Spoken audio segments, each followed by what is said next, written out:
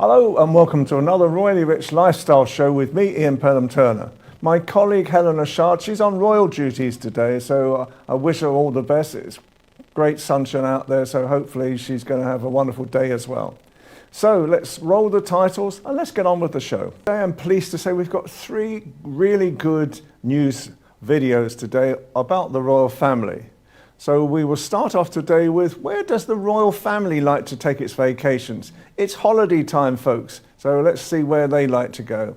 And then secondly, we're going to look at, is King Charles a little bit angry at times on what is causing this? And he's known to have a bit of a temper like his father in actual fact. And then finally, the fashion coming out of the Olympics, with Princess Anne, who is the president of the British Olympic Association, really showing some flair, but also some Olympic outfits as well. Let's have a look.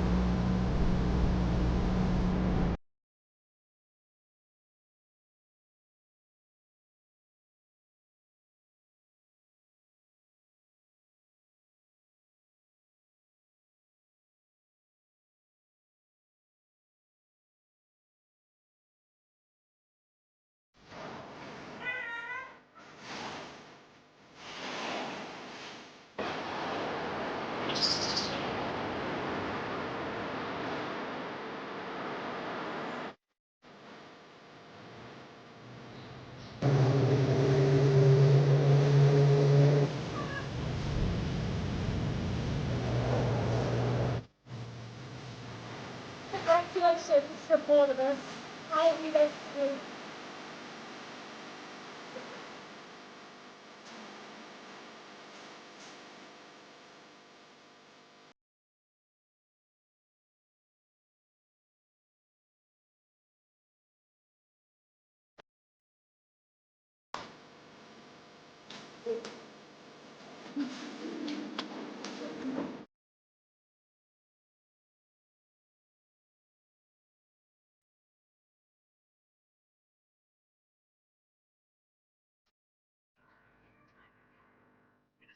With the Princess of I think Mother's Day Jubilee.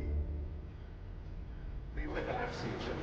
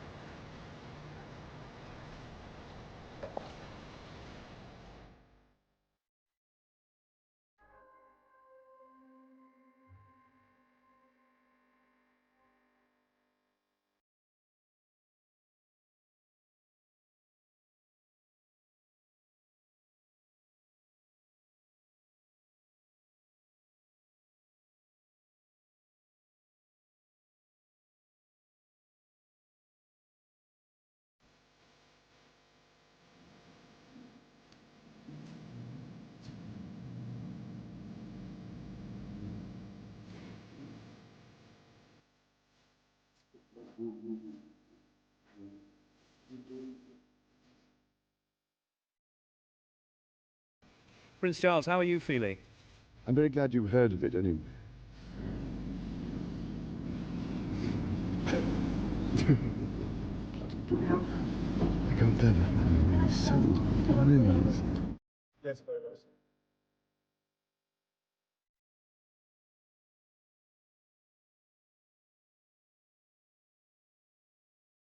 Again, I hope you enjoyed the three videos that we've shown you today. It gives you quite a lot of examples of what's actually going on in royally rich lifestyle world at the moment and with the royal family as well. And now I'm very pleased to sort of say that we've got a great friend of mine, Martin Pelham from Kate's Chocolates, who's coming to us from Welsh Wales. How are you, Martin? Fine, Ian, fine. Well, thank you for having me on your show today. Oh, you know, as you know, we do a thing now, a part of the show is called Launch GB, which is really designed to sort of help people like yourself talk about the issues of business especially, but also how you've actually created a product and projects in the first place. So I'll just briefly hold up the product today, and it's called Kate's Chocolate, which is delicious, I have to say. But tell me, how did all this start? What was the idea behind Kate's Chocolate in the first place? Well, it started in 2017 when a gentleman called Len Evans handed me a script, and he asked me to read it and see what you think. So after reading it, I said to him, Len, it's not going to work, I'm afraid. You need a more beef in the script, and you need a name for a chocolate. So he went away, he came back, and he said, have you got any ideas? And I honestly said, not really. But then all of a sudden, an actress on TV came on, and her name was Katie. And I thought, oh, okay. So I played around with that name, and then I decided to call it Kate's Chocolate. Okay. Then I went back to Len and I said, rewrite the script and create a name in it called Kate, and then we will add Kate's Chocolate to it. Okay. And that's how it was born from there on. Right. But there's been a medical reason as well. Talk to me about the reason why you've got chocolate without sugar, the diabetic chocolate. The reason why the short film was made is for diabetics. And as myself is a diabetic, we decided to create this chocolate around for diabetics and make sure everybody is happy with the name and the ingredients of being a diabetic. So basically expanded from there. So I done my research on how many diabetics in the UK and what will be the criteria of getting it onto the market. So we just had a brainstorm after the film was done, and we just then started to move it forward. It's been a very interesting way that you started to develop it anyway. So why did you do the film, this 12-minute film? What was the concept behind this? Len Evans just wanted to do a film about chocolates, but it had no legs to the film until I came in and I thought, no, you've got to give some sort of interest to people for the people to watch it.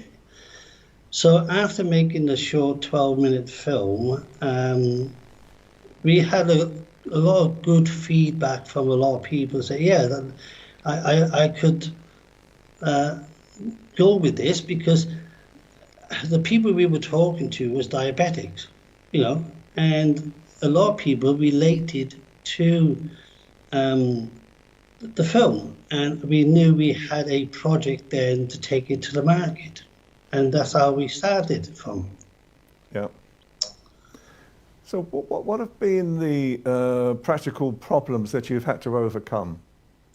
Well, we had an investor who was willing to come in and put some money in, and we was going to launch been 2020, and we were going to have a massive launch, but unfortunately, a lot of people knew what happened in 2020, and we had to put it on the back burner then until the virus disappeared and we could get back onto getting the chocolate out there.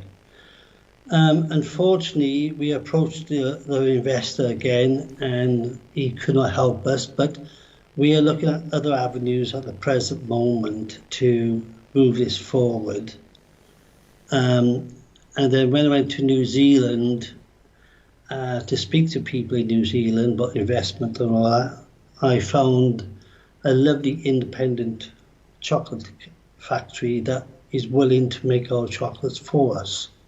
So that's how it all started to unfold, you know. When you're going through all these processes, what drives you on? Because basically part of this program is really designed to sort of utilize the type of skills and backgrounds that you have, your experiences, to actually support other people.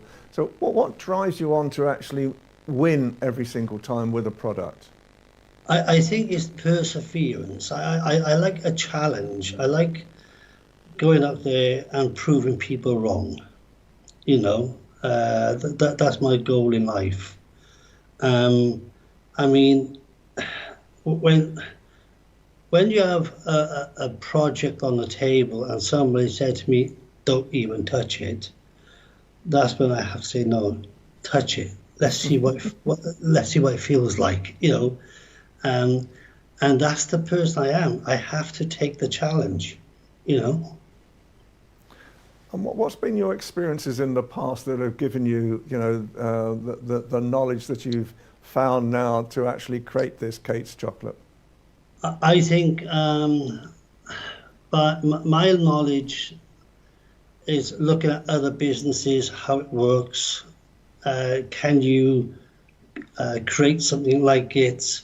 So for my knowledge of feedment inside me, I look at the bigger companies, how they manage to do the businesses, and see if I could probably keep up with them. I don't know. I mean, each business is totally different from the other business.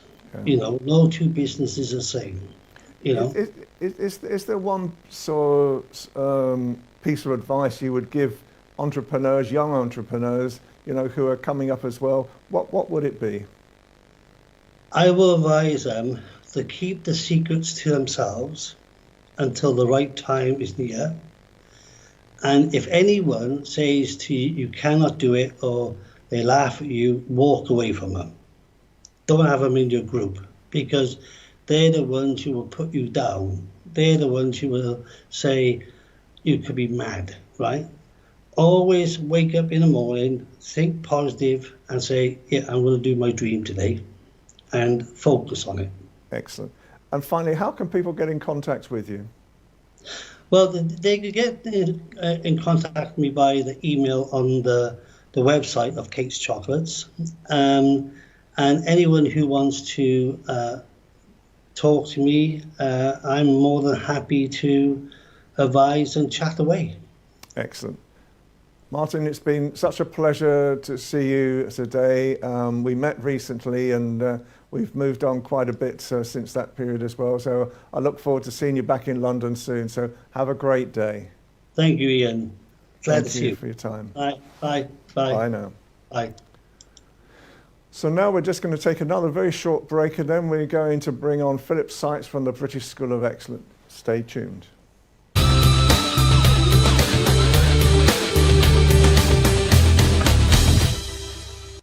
Welcome back, and so it is now my great friend Philip Sykes from the British School of Excellence, and he's going to give us some great advice on how to build a brand.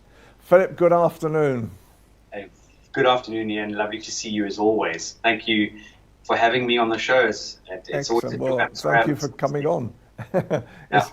It's always a pleasure. So, Philip, you've built a massive brand, really, with the British School of Excellence. What are the sort of the rules? What is the etiquette behind building a brand like the type of with great style that you've actually created? Great question, Ian. For me, it's very much about consistency in your communication.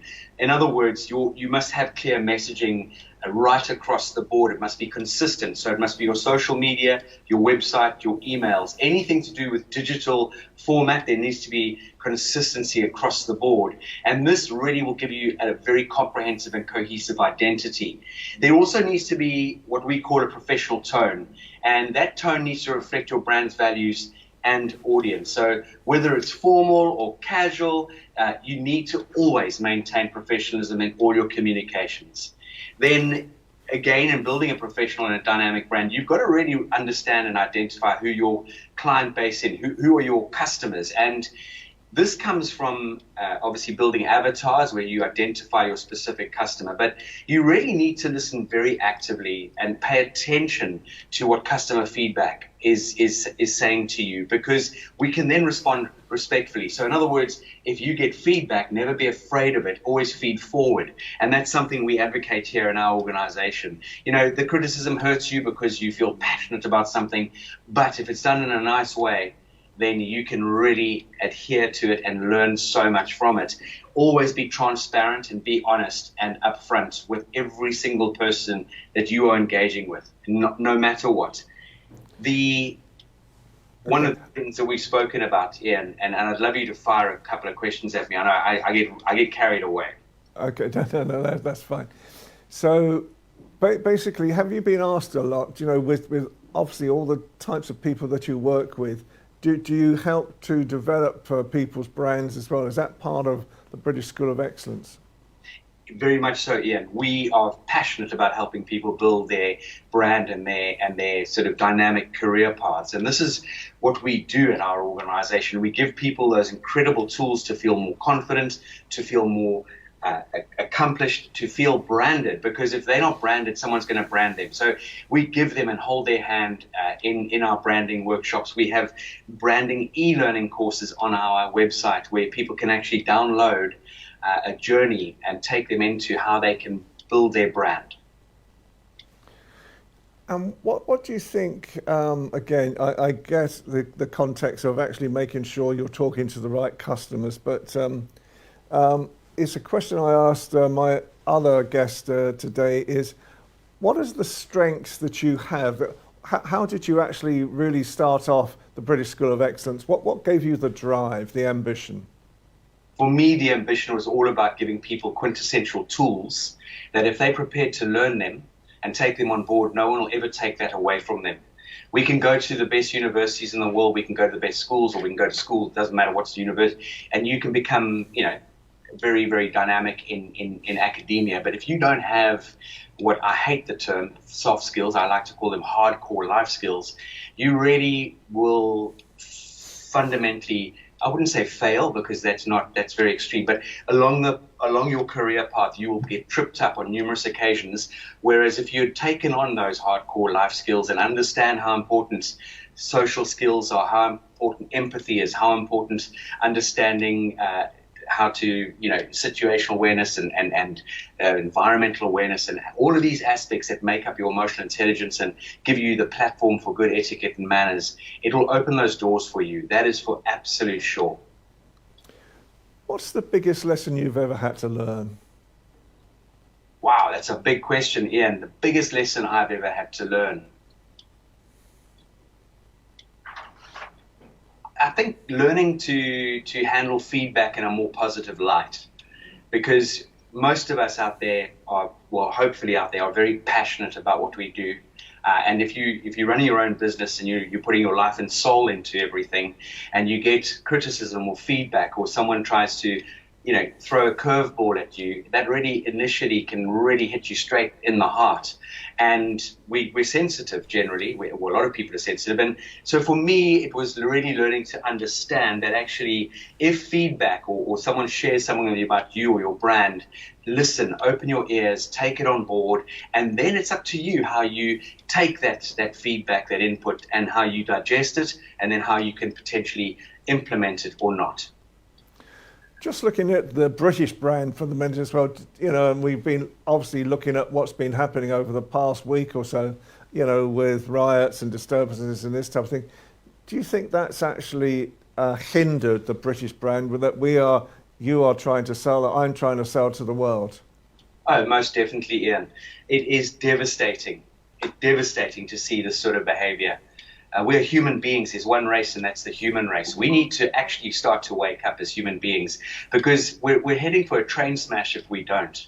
And this has definitely dented the England, Britain, the United Kingdom's brand and reputation. Many of my friends around the world, from America to Asia to the Middle East and to other places around the world, have absolutely phoned up and said, Philip, what is going on? What is going on? It's terrible. So finally, Philip, today again, how can people get in contact with you?